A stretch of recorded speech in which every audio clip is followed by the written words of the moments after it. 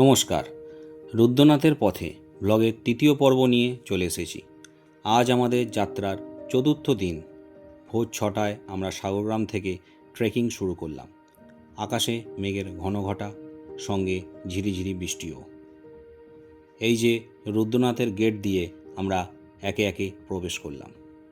এখানে খানিক দূর অবধি চওড়া সিঁড়ি আছে।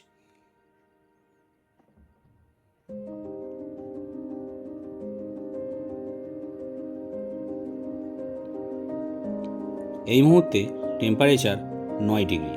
তবে কলকাতা এবং এই পাহাড়ি এলাকার আবহাওয়ার পার্থক্যের কারণে ঠান্ডার প্রকোপ অনেকটাই বেশি।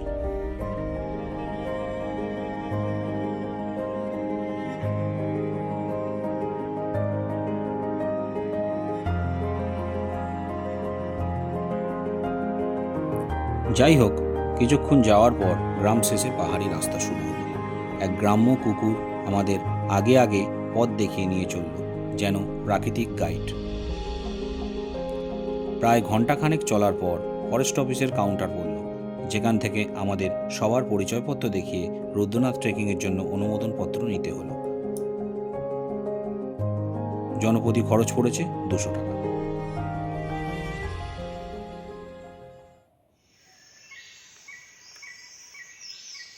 বৃষ্টি ঝরেই চলেছে। বনফুল, পাহাড়ি মাটির গন্ধ মিলেমিশে এক আদিম অনুভূতি গড়ে উঠেছে যেন।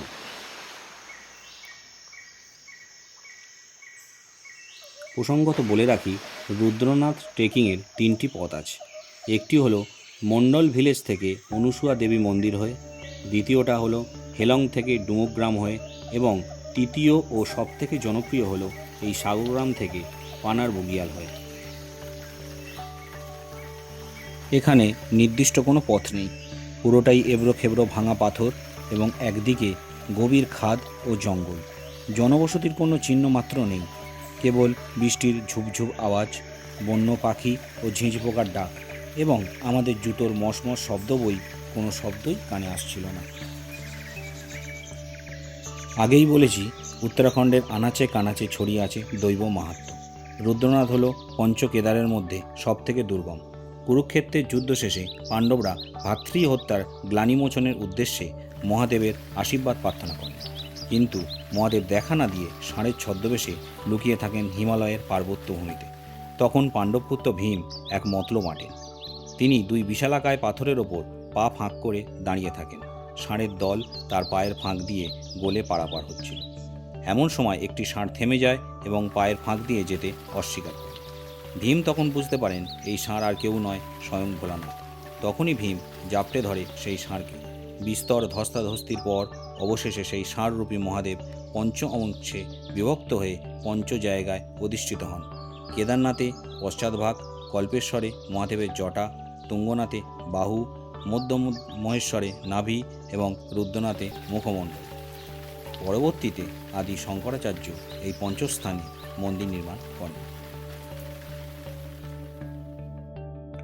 প্রায় 3 ঘন্টা পাহাড়ের চড়াই অতিক্রম করে আমরা এসে পৌঁছলাম পুং খড়কে। পাহাড়ের কোলে মেঘ ভাসছে সারি সারি। পুং খড়ক খানিকটা উপত্যকার মতো। এই স্থানে ছোট ছোট তাঁবু খাটিয়ে দোকান সাজানো হয়েছে, তবে তাঁবুর মধ্যে মিলবে সেদ্ধ ম্যাগি বা আলুর পরোটা।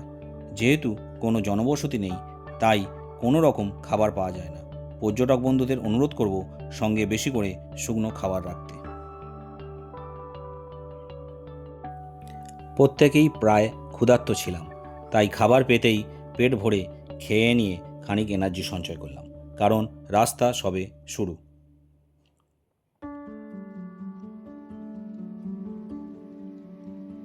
পুং খড়ক থেকে খাওয়া দাওয়া সেরে আমরা বেরিয়ে পড়লাম আবারও। ধীরে ধীরে পেছনে পড়ে গেল নীল, লাল, সাদা ছোট ছোট তাঁবুগুলো। রুদ্রনাথ ট্রেকিংয়ের পুরো রাস্তাটাই ছিল চড়াই। তার মধ্যে এই 4 কিলোমিটার অত্যন্ত দুর্গম এবং পানীয় জলটুকু নেই। এখানে ঝর্ণার জলই একমাত্র ভরসা। প্রায় 3 ঘন্টা হলো আমরা উঠেই চলেছি ক্রমাগত। এই সবুজ উপত্যকা অত্যন্ত মনোরম, যেন সাক্ষাৎ মেঘের মুলুকে স্বর্গরাজ্য। এই যে দেখুন, চলার পথে কাদের সাথে দেখা, একদল হিমালয়ান ডিয়ার উপত্যকায় চড়ে বেড়াচ্ছে, যদিও বেশ কিছুটা দূরেই। ক্যামেরা বেশ খানিকটা জুম করেই তুলতে হয়েছে ভিডিওটা।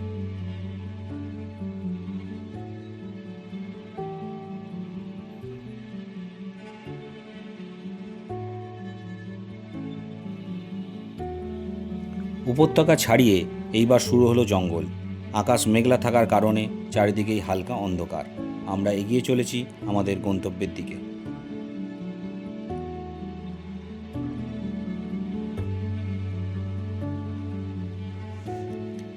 এবড়ো খেবড়ো পাথরের মধ্য দিয়ে পাহাড়ি ঝর্ণার জলধারা বয়ে চলেছে।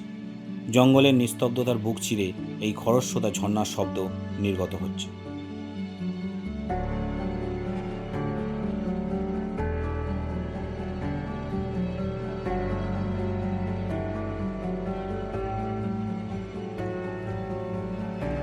এই জায়গাটা বেশ পিছল বলে প্রত্যেককেই সাবধানে পেরোতে হয়েছিল।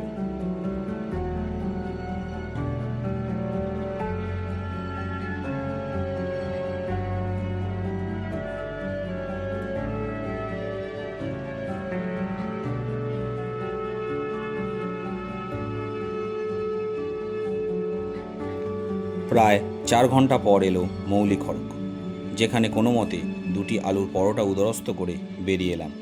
আর 1 কিলোমিটার বাকি আমাদের আজকের গন্তব্য লিউটি খড়ক।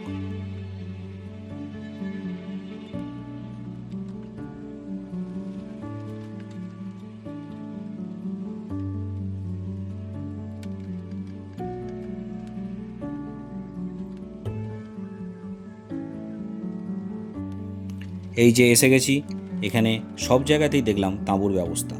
আজকের ট্রেকিংয়ের আপাতত এখানেই শেষ। আমরা এই জায়গায় আজ রাত্রিবাস করব। থাকা খাওয়া নিয়ে জনপ্রতি পড়বে প্রায় 1000 টাকা। একটি তাঁবুতে সর্বোচ্চ 10 জন থাকতে পারেন। পরের দিন সকালে রওনা হলাম। এখনও অবধি কোনো বিশেষ পর্যটককে দেখতে পাইনি।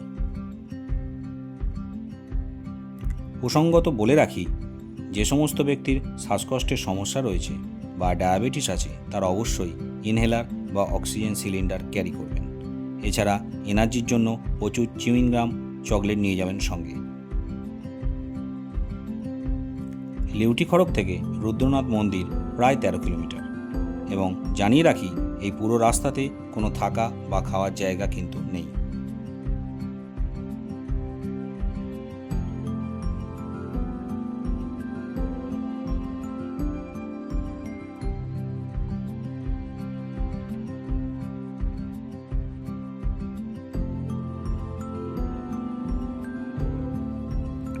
প্রায় 1 কিলোমিটার হেঁটে আমরা পৌঁছলাম পানার বগিয়াল। এইখানে ফরেস্ট চেকপোস্ট। এখানে অনুমতিপত্র ভেরিফিকেশন হয়। আমরা প্রত্যেকেই পরিচয়পত্র এবং অনুমতিপত্র দেখিয়ে এগিয়ে চললাম।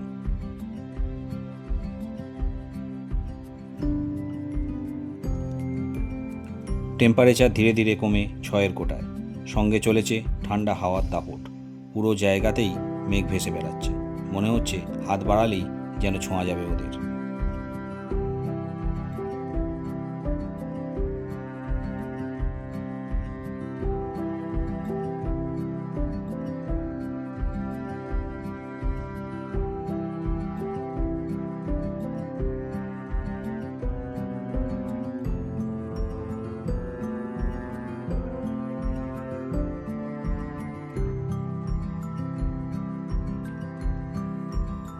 পাহাড়ি উপত্যকা বেয়ে কেবল অন্তহীন চলা। দুধারে আলপাইন তৃণভূমি, হলদে সবুজ ঘাসে ঢাকা পাথুরে জমি। যাতায়াতের মাঝে মাঝেই আমাদের মুখ চলছে টুকটাক।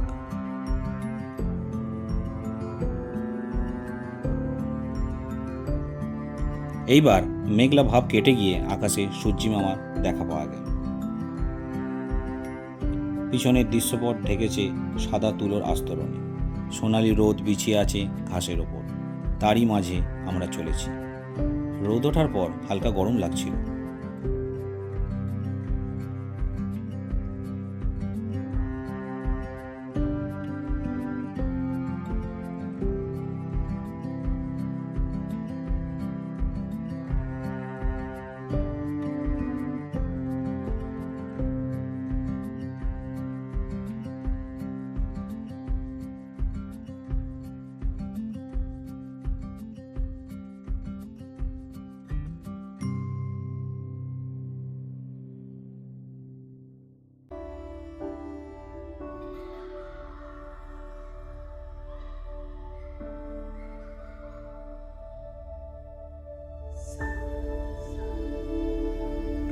দূর থেকে হঠাৎ চোখে পড়ল এক হলুদ তাঁবুর। তারপর কাছে যেতেই দেখলাম একদল ভেড়া সেখানে চড়ে বেড়াচ্ছে। সঙ্গে মেষপালকটি হাতে লাঠি নিয়ে বসে আছে, যেন এই পুরো পৃথিবী তারই। নেই চিন্তা, নেই ক্লান্তি। এখানেই ফারাক সমতল শহরের আর পাহাড়ের।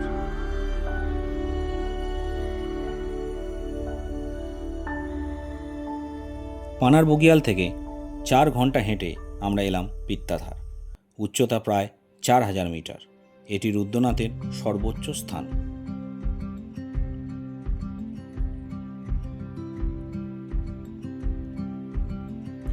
পিত্তাধার শব্দের অর্থ হল পিতৃপুরুষের বা পূর্বপুরুষের ধারা। এখানে পূর্বপুরুষদের স্মরণ করে আত্মার শান্তির জন্য প্রার্থনা করা হয়।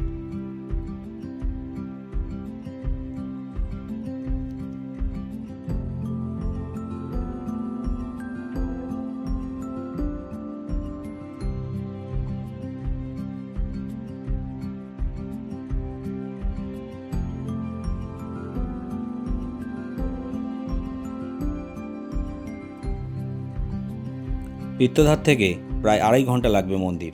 আমরা হাঁটা শুরু করলাম।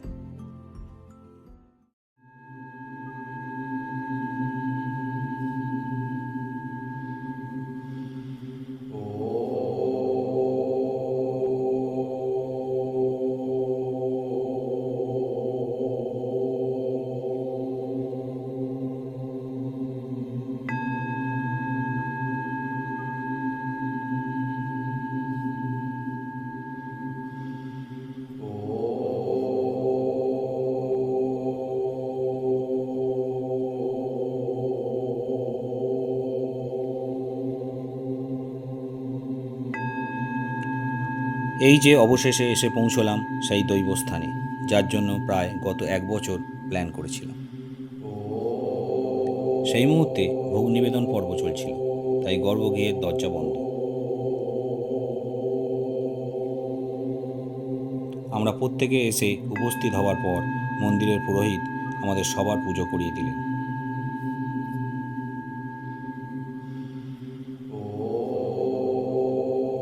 আরতি শুরু হওয়ার সঙ্গে সঙ্গেই কোথা থেকে একদল কাক এসে উপস্থিত হলো, যেন তারাও দেবাদিদেব এর আরতি দর্শন করছে।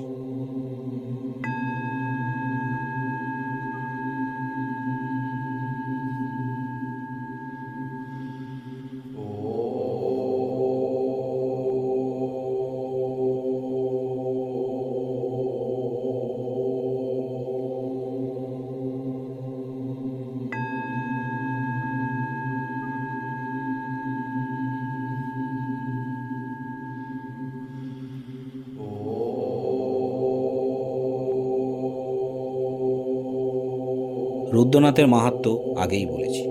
যাই হোক, পুজো দিয়ে সামান্য খাবার খেয়ে আমরা ফেরার পথ ধরলাম। ফেরার পথে এক অদ্ভুত ঘটনার সাক্ষী হয়েছিলাম। আমাদের গন্তব্য ছিল লিউটি খড়ক, কিন্তু তার অনেক আগেই অন্ধকার নেমে এলো। একই অজানা রাস্তা, তার উপর মোবাইলের চার্জটুকু শেষ। আলোর অভাবে সঠিক পথ বুঝতে না পেরে আমরা প্রায় উদ্ভ্রান্ত। সেই অন্ধকারে ভেসে আসতে লাগলো 4 পেয়েদের ডাক, পাহাড়ি চিতা এবং ভাল্লুক। বেশ বুঝতে পারছিলাম আমাদের কয়েক হাতের মধ্যেই রয়েছে তারা। বারবার বাবা রুদ্রনাথের নাম জপছি তখন। এমন সময় সেই নিস্তব্ধতা ভেদ করে এলো এক কাকের আওয়াজ। আমরা প্রত্যেকেই তখন হতভম্ব। ক্রমাগত কাকের আওয়াজ আসতে লাগলো। আমরা ঈশ্বরের নাম নিয়ে সেই আওয়াজ লক্ষ্য করে অন্ধকারের মধ্যে এগোলাম, যা থাকে কপালে। এতটুকু বাড়িয়ে বলবো না, সেই কাকের আওয়াজ আমাদের পথ দেখিয়ে নিয়ে গিয়েছিল প্রায় 4 কিলোমিটার। তখন আমরা দল ছাড়া, অর্ধমৃত প্রায়। ঠিক সেই মুহূর্তে থামলো কাকের আওয়াজ, যখন আমরা লক্ষ্য করলাম কিছু দূরেই একটা আলো দেখা যাচ্ছে। আলো লক্ষ্য করে এগোতেই দেখলাম ফরেস্ট অফিসারের একচালা ঘর। ঈশ্বরের অসীম কৃপায় সেই ঘরে আমরা 15 জন রাত কাটাই।